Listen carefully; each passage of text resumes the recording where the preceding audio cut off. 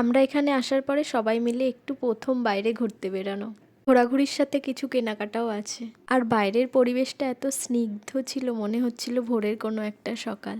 আমরা অনেকগুলো দোকান ঘোরাঘুরি করার পরে চলে আসলাম দি ইন্টারন্যাশনালের ফ্রিজের স্টোরে। এখানে বেশিরভাগ সব দোকানগুলোতেই দেখছি ডবল ডোর আর বড় ফ্রিজগুলো বেশি, ছোট ফ্রিজ একটু কমই আছে। এর মধ্যে এই যে রেড কালারের ওই যে ফুল ফ্লাওয়ার আঁকা এই ফ্রিজটা আমার তো পার্সোনালি খুব ভালো লেগেছিলো, কিন্তু এত বড় আমার প্রয়োজন না, একটু ছোটই লাগবে। আমাদের একটু ছোটোখাটোর মধ্যে 5 স্টার ফ্রিজ পছন্দ ছিল, কিন্তু সেটা হচ্ছিলই না। হয় 5 স্টার থাকছে তো প্রিন্ট ভালো থাকছে না, আর প্রিন্ট ভালো থাকছে তো 5 স্টার থাকছে না।